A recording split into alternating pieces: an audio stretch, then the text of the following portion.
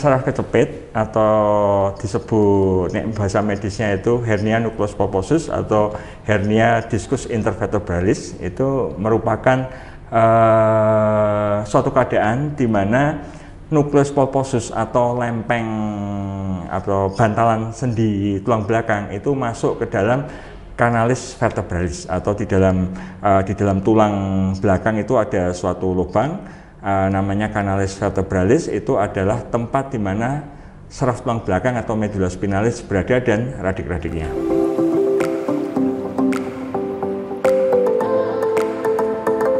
Tulang belakang itu terdiri dari berapa ruas? Ruas paling atas itu cervical, ada 7 ruas, terus kemudian torakal itu ada 12 ruas, lumbal itu ada 5 ruas, terus kemudian sacrum dan coccygeus. Di mana HNP paling sering itu di daerah lumbal, itu sekitar 80% di daerah lumbal. Dilanjutkan di daerah cervical itu sekitar 15% dan paling sedikit adalah di daerah torakal. Di daerah lumbal yang paling sering itu adalah di lumbal 4, 5, sakral 1. Di situ sekitar 80% dari kejadian lumbal di situ.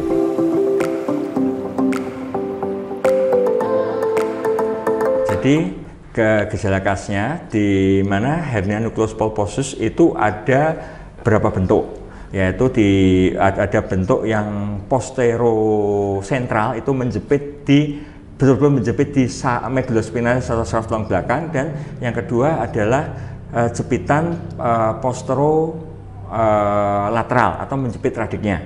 Kalau pas yang posterosentral yang menjepit di medula spinalis, gejala paling khas adalah kena motoriknya, sensoriknya, dan otonom. Motorik itu kekuatan jadi lemah, kemudian sensorik itu rasa nyeri, rasa baal, atau rasa terbakar, atau rasa tersetrum. Terus kemudian otonom itu gangguan seperti kencing, BAK, BAB, dan mungkin gangguan seksual. Tapi kalau bentuk yang posterolateral itu kena radiknya, itu gejalanya sesuai dengan radik yang terkena. Seperti ada nyeri insiadikus atau nyeri menjalar ke bawah, terus kemudian mungkin rasa tebal sesuai dengan area-area yang terkena.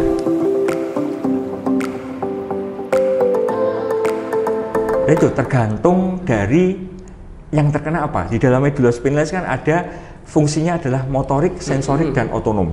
Bisa kena tiga-tiganya, bisa kena salah satu, bisa kena 2 atau itu. Ya, jadi tidak mesti. Kalau yang motorik ya otomatis kekuatan. Jadi tidak bisa jalan jauh, semuanya 10 meter harus berhenti. Nah, karena tidak kuat, 10 meter harus berhenti. Kemudian sensorik itu perasa, bisa berupa nyeri, bisa berupa baal, bisa berupa kayak kesetrum atau rasa terbakar itu, atau gangguan otonom, tidak bisa BAB, BAK. Nah, tapi itu gejala itu hilang timbul atau berterus-terusan, Dok? Ya, sebenarnya kalau itu jepitan kan itu tidak mungkin jepitan tuh kayak engsel, keluar masuk keluar masuk. Jadi biasanya menetap. Biasanya menetap. Kalau kadang hilang timbul, kita harus curiga ada penyakit lain, atau kita harus cari nyeri punggung yang lain. Paling sering seperti mialgia, itu nyeri otot itu hilang timbul. Terus kemudian bisa juga karena gangguan tulangnya, itu juga bisa. Atau mungkin ada tumor, tumor terus ya, mesti tidak mungkin hilang timbul. Atau mungkin neuropati diabetika bisa aja. Gitu. Pas DM-nya tinggi, dia akan merasa tebel banget.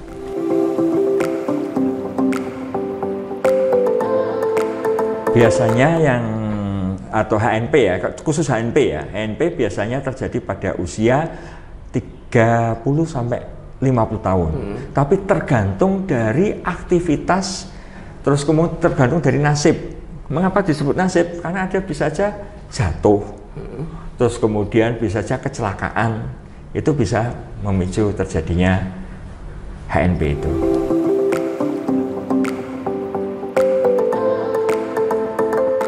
Sekarang karena ada pergeseran pola hidup ya, seperti lifestyle ya, seperti anak muda terutama laki-laki kepengen tubuhnya atletis, tapi dia melakukan olahraga yang over.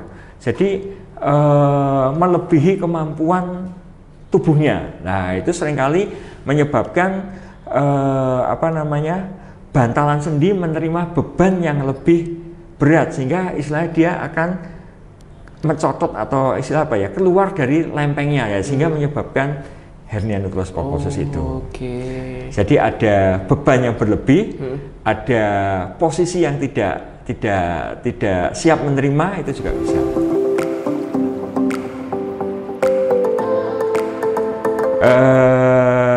Mungkin posisi ergonomis ya. Posisi ergonomis dari duduknya. Kalau cuma duduknya ergonomis sebenarnya tidak masalah. Tapi mungkin duduknya tidak pas, seperti pegawai-pegawai yang menggunakan alat-alat berat, itu kan duduknya tidak baik lah, itu seringkali terjadi itu. Dan juga ada tekanan, jadi gerakan yang seperti pakai mesin-mesin berat itu kan ada kayak tekan itu. Nah, itu otomatis akan menyebabkan kompresi berulang, itu akan menyebabkan serangan itu. Berarti karena aktivitas yang terlalu berlebihan ya dok, anak muda bisa terkena saraf kejepit seperti itu. Nah, kemudian untuk diagnosanya sendiri dok, diagnosanya seperti apa dok, untuk proses diagnosanya untuk mengetahui dia terkena saraf kejepit atau tidak? Ya, untuk mendiagnosa itu yang pertama adalah jelas anamnesis ya. Anamnesis yang satu dicari bentuk nyerinya. Bentuk nyerinya gimana, lokasinya gimana, penjalarnya kemana, apakah ada faktor-faktor yang memperberat seperti gerakan-gerakan tertentu, yang pertama. Terus kemudian yang pertama dari itu analisa nyerinya. Kemudian juga ditanya mengenai kekuatan motoriknya, apakah menurun atau tidak.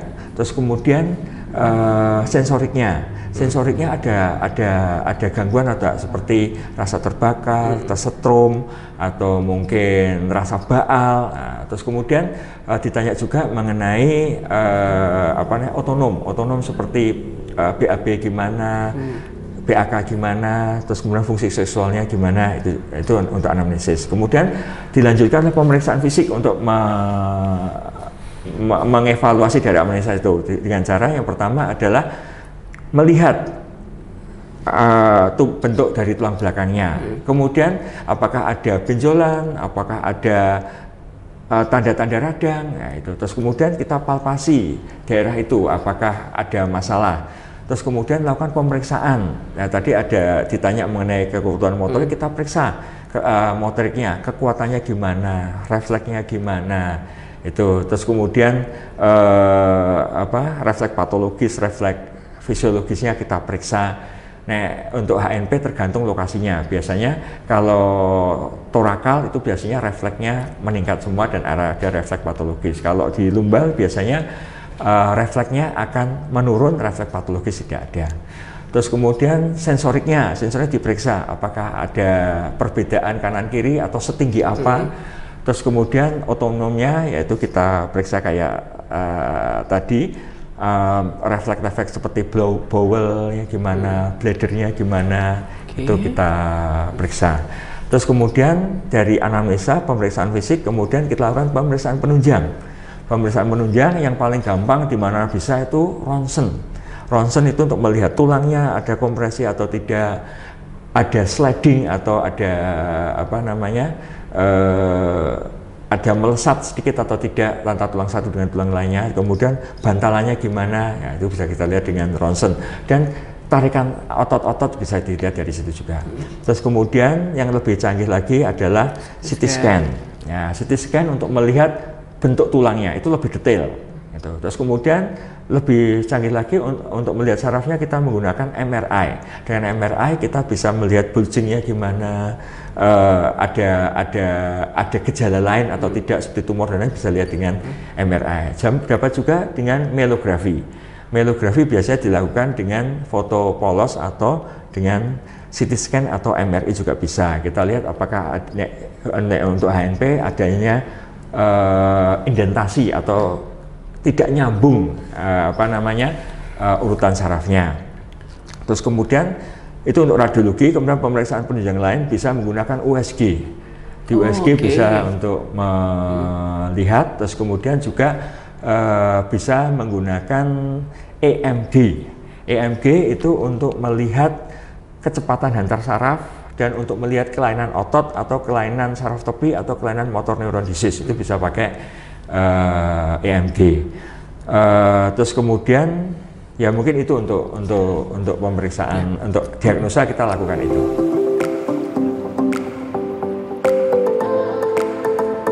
Miografi itu adalah kita menggunakan kontras. Kita menggunakan kontras, jadi kita foto kayak CT scan, tapi kita menggunakan kontras, ya, atau menggunakan foto ronsen biasa, tapi kita menggunakan kontras, sehingga kita bisa melihat saraf tulang belakangnya dan utuh atau tidak. Biasanya ada ketidaknyambungan kalau ada ANP. Kalau MEG itu MEG itu tadi? EMG. MEG. EMG. EMG itu adalah suatu pemeriksaan untuk melihat hantaran saraf topi, untuk melihat kondisi ototnya dan untuk melihat kondisi saraf-saraf radik dan lain-lain. Itu dengan cara kita memakai elektroda, kemudian dilihat di monitor gelombangnya seperti apa, kecepatannya seberapa, itu ada standar-standarnya.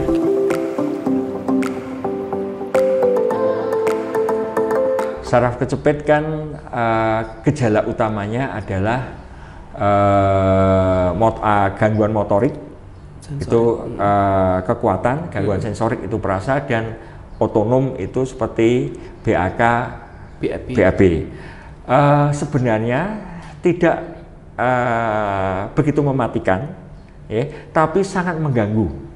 Tapi kalau semuanya gangguan otomnya terganggu seperti tidak bisa BAK terutama, nah kalau tidak ditangani dengan segera itu akan menyebabkan reflux air seni ke ginjal dan itu akan merusak ginjal itu. Dan kemudian kalau motorik, otomatis penderita kemungkinan akan lumpuh dan itu sangat mengganggu dan itu menyebabkan handicap dan menjadi beban keluarga. Dan kemudian kalau sensorik itu seperti nyeri, itu kalau nyerinya hebat sekali lah, kalau ada penyakit jantung itu akan berbahaya, berefek karena dia akan menyebabkan serangan-serangan, bisa menyebabkan serangan jantung karena nyerinya dan tidak nyamannya. Tapi sebenarnya kalau tidak ada penyakit-penyakit lain, sebenarnya tidak mematikan tapi sangat mengganggu.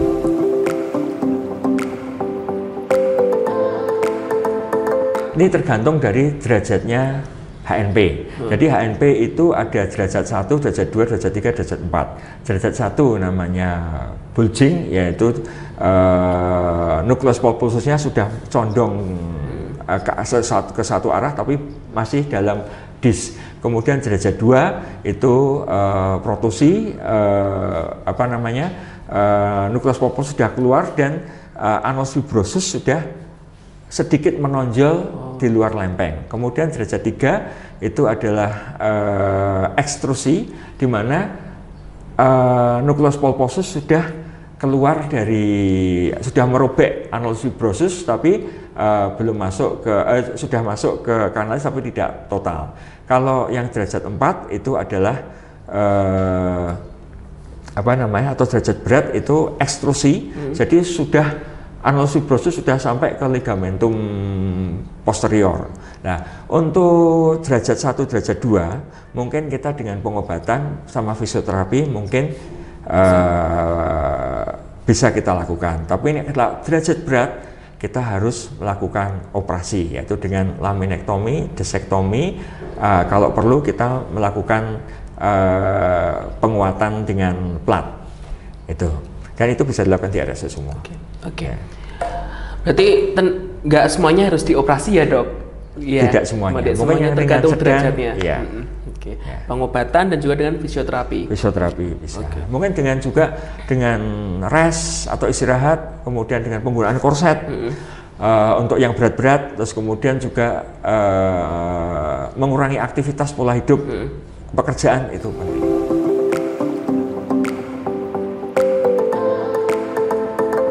Ya, di sini bisa dilakukan dengan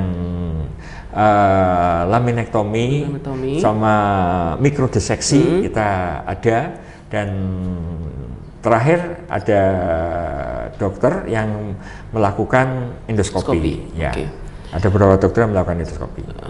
Berarti ini endoskopi ini suatu teknologi baru ya dok, berarti untuk penyembuhan HNP ya? Ya, itu sebenarnya sudah lama, tapi mungkin baru banyak dilakukan sekarang karena banyak yang takut operasi besar, yaitu operasi dibuka, sehingga mereka minta melakukan operasi yang minimal invasi.